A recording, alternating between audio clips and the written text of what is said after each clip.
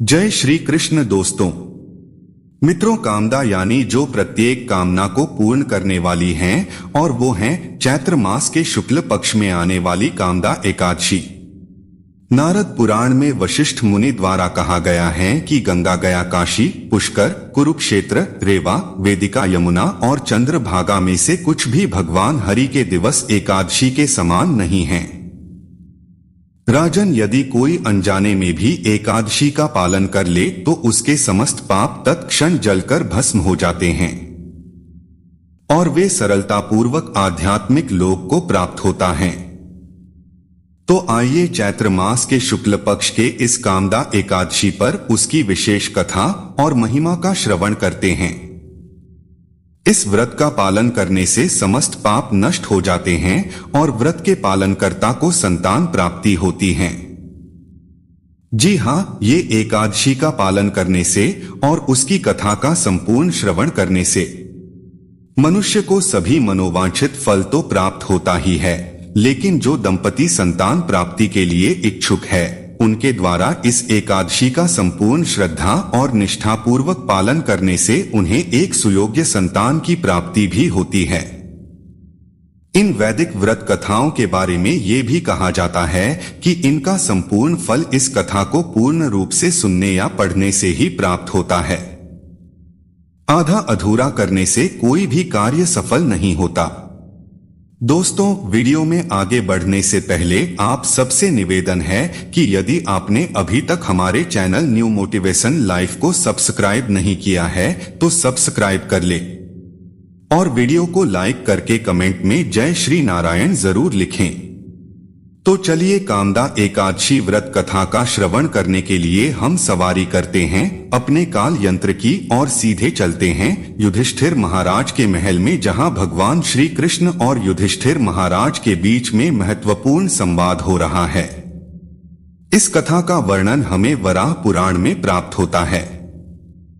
एक समय युधिष्ठिर महाराज ने भगवान श्री कृष्ण से पूछा, मेरा प्रणाम स्वीकार करें और कृपया आप मुझे चैत्र मास के शुक्ल पक्ष में आने वाली एकादशी के विषय में बताएं। इस एकादशी का नाम क्या है और उसका महात्मा क्या है? इस व्रत को पालन करने की विधि भी मुझे अवश्य बताएं।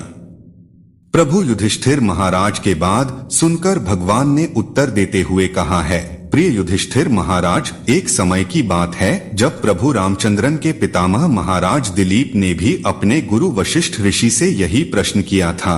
उस समय उन्होंने जो वर्णन कह सुनाया था उसे अब आप ध्यान। अनेक वर्षों पूर्व रत्नपुर नामक गंधर्व और किन्नरों का एक राज्य था। उसमें पुंडरिक राजा निवास करते थे। गंधर्व और किन्नरों का ये राज्य स्वर्ण और कीमती रत्नों से सुशोभित था। चारों ओर सुख, समृद्धि और प्रसन्नता का वास। इस राज्य में ललित नाम का एक गंधर्व अपनी पत्नी ललिता के साथ रहता था। ललिता एक विशेष नर्तकी थी। उन दोनों में अत्यंत प्रेम था। उनके घर में हर प्रकार के सुख संपत्ति थी और उनके संबंध में इतनी प्रगाढ़ता थी कि वे दोनों एक क्षण भी एक दूसरे के बिना नहीं रह सकते थे। एक बार राजा पुनरिक की सभा में सभी गंधर्वों द्वारा गायन और नृत्य का कार्यक्रम चल रहा था। उस सभा में गंधर्व ललित भी था, लेकिन उसकी पत्नी वहां ना होने के कारण का मन थोड़ा विचलित था और बार बार वह अपनी पत्नी का स्मरण कर रहा था। इस कारण से उसका स्वर बिगड़ गया और उसी समय उस राजा के दरबार में बैठे हुए एक ईर्ष्यादु, जिसका नाम करकोटक था, उसने ललित के नृत्य और गायन में होने वाली इस विसंगतता को देख लिया और उसे राजा को जाकर कह सुनाया। जब राजा को इस बात का पता चला तो वे अत्यंत क्रोधित हो गए। उन्होंने इस बात को स्वयं का अपमान समझा। गंधर्व ललित अपने पत्नी के विचारों में मग्न था, इस कारण वह अपने कर्तव्य से चूक गया। इस बात पर क्रोधित हुए राजा ने ललित गंधर्व को श्राप देते हुए कहा है, मूर्ख, अपने स्त्री प्रति कामा शक्ति के कारण तुमने नृत्य सभा में विसंगति का निर्माण किया है, इसलिए जाओ, मैं तुम्हें नर भक्षक बनने का श्राप देता हूँ। राजा द्वारा इस प्रकार श्राप मिलते ही ललित गंधर्व एक भयावह नरभक्षी में परिवर्तित होगा। उसकी भुजाएं 8 मील लंबी थी। मुख्य एक विशाल गुफा जैसा था। उसके नेत्र सूर्य और चंद्रमा की भांति भयावत है। उसके नथुनों पृथ्वी के विशाल गड्ढे के समान थे। उसकी गर्दन पर्वत जैसी और शरीर 64 मील ऊंचा था। इस प्रकार नरभक्षी के रूप में ललित गंधर्व यातना भुगतने लगा। उसकी पत्नी ललिता को जब इस बात का पता चला तो वो अपने पति के इस भयावह स्वरूप को देखकर शोकाकुल हो गई। धर्म को निभाते हुए अब ललिता भी अपने पति के साथ जंगलों में भटकने लगी। अपने पति को इस भयावह रूप में अत्यंत कष्ट भुगतते हुए देखकर वह विलाप करती रहती। इस प्रकार वन में भटकते हुए एक बार ललिता ने ऋषि श्रृंगी का आश्रम देखा। वह तुरंत आश्रम में गई और वहां जाकर उसने ऋषि श्रृंगी को प्रणाम किया। ललिता को देखकर आशीर्वाद देते हुए और इसे श्रृंगी ने उससे पूछा, ही देवी तुम कौन हो? तुम्हारे पिता कौन है और तुम इस प्रकार यहाँ इस जंगल में क्या कर रही हो? ऋषि के वचन सुनकर ललिता ने कहा है, ऋषि वर में महान गंधर्व वृंदावन की पुत्री हूँ।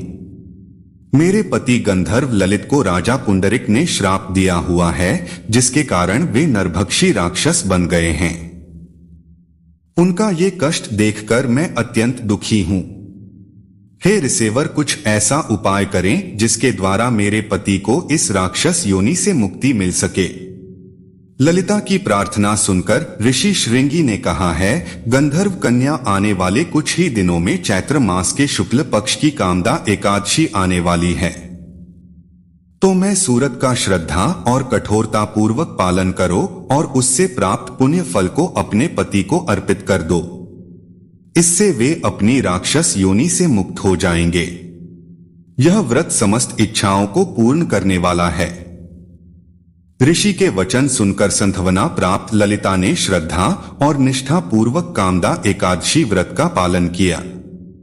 द्वादशी के दिन भगवान वासुदेव और ब्राह्मणों के समक्ष उसने कहा, हे प्रभु, मैंने अपने पति को इस भयावह श्राप से मुक्ति दिलाने हेतु इस व्रत का श्रद्धा और नियम पूर्वक कठोर पालन किया है। कृपया आप मुझे आशीर्वाद प्रदान करें कि सूरत के प्रभाव से मेरे पति श्राप मुक्त हो जाएं। जैसे ही ललिता ने ये शब्द कहे उसी क्षण एक चमत्कार हुआ। नरभक्षी के योनि में रहे उसके पति ने उस योनि को त्याग कर फिर से प्रकाश सुंदर शरीर पुनः धारण किया। उन दोनों ने भगवान को प्रार्थनाएं अर्पित की और व्रत का समापन किया और उसके बाद वे दोनों सुखपूर्वक अपने राज्य में वापस लौट गए। इस कथा का समापन करते हुए भगवान श्री कृष्ण ने कहा है, युधिष्ठिर महाराज, यह व्रत इतना पवित्र है कि जो कोई भी व्यक्ति इस अद्भुत कथा का श्रवण भी करेगा वह ब्रह्मा हत्या के पाप और आसुरी श्राप से भी मुक्त हो जाएगा। तीनों लोगों में समस्त जीवों के लिए इससे अधिक श्रेष्ठ दिन और कोई नहीं तो ये थी कामदा एकादशी के महात्मा का वर्णन करती हुई पौराणिक कथा। अब हम देखते हैं किस एकादशी व्रत का पालन करने की व्रत विधि क्या है। सामान्य तैयार लोगों में यह मान्यता होती है कि एकादशी के दिन केवल उपवास करने का ही महत्व है, लेकिन ऐसा है नहीं। एकादशी वे भगवान श्री कृष्ण को अत्यंत प्रिय है और इस दिन एकादशी उपवास के साथ साथ भगवान के दिव्य नाम का उच्चारण करना अत्यंत महत्वपूर्ण है। अब आप सोच रहे होंगे कि भगवान के तो बहुत सारे नाम हैं, कौन से नाम का उच्चारण करें? तो कलयुग के अवतार श्री चैतन्य महाप्रभु ने हमारे लिए यह कार्य अत्यंत सरल बना दिया है। एकादशी के दिन आपको सिर्फ एक ही अत्यंत सरल मंत्र का उच्चारण करना है और ये महामंत्र है हरे कृष्ण कृष्ण कृष्ण हरे हरे, हरे राम राम राम हरे हरे। ये मंत्र कलयुग के जीवों का उद्धार करने वाला है। इसलिए एकादशी के दिन इस महामंत्र की अधिक से अधिक माला का जप करना चाहिए। एकादशी के दिन किसी भी प्रकार का अन्न ग्रहण नहीं करना चाहिए, चाहे वो दाल हो, गेहूं हो, बाजरा हो, चावल या फिर कोई फल या जैसे सब्जियां। प्रयास करें कि अपने साथ साथ अपने परिवारजनों को भी इस एकादशी व्रत का पालन करवाएं। यदि यह संभव न हो तो कम से कम उन्हें एकादशी के दिन अन्य प्रसाद तो भोजन में ना ही दें। इसके विकल्प में आप स्वादिष्ट अनेक प्रकार के एकादशी प्रसाद या व्यंजन बना सकते हैं। उन्हें भगवान को भोग लगाकर परिवार के सदस्यों को दे सकते हैं। एकादशी के दिन प्रयास करें कि प्रातः ब्रह्मा मुहूर्त में उठ जाएं। अपने नित्य कर्मों से निवृत्त होकर भगवान की मंगला आरती अपने घर में करें अथवा उसका ऑनलाइन दर्शन करें। तुलसी देवी को जल अर्पित करें और उनकी 4 बार प्रदक्षिणा करें। घर में आप संध्या के समय कीर्तन भी कर सकते हैं। इस प्रकार एकादशी के दिन संपूर्ण समय हरिभजन और भगवान के महामंत्र का नाम उच्चारण करने में व्यतीत करें और दूसरे दिन प्रातः पारण के समय पर किसी भी अन्न प्रसाद के साथ आप एकादशी व्रत का पारण कर सकते हैं। पारण से पूर्व ब्राह्मणों या वैष्णवों को दान दे सकते हैं। तो ये थी कामदा एकादशी की संपूर्ण कथा, उसकी व्रत विधि और उसकी महिमा। अगर आपको आज का ये वीडियो अच्छा लगा है और अगर आप हमारे द्वारा किए जा रहे वैदिक कथाओं और वैदिक एकादशी व्रत के प्रचार कार्य का सपोर्ट करना चाहते हैं तो हमारे चैनल को सब्सक्राइब करें। दोस्तों, मिलते हैं फिर एक नए वीडियो के साथ। वीडियो को पूरा देखने के लिए बहुत बहुत धन्यवाद।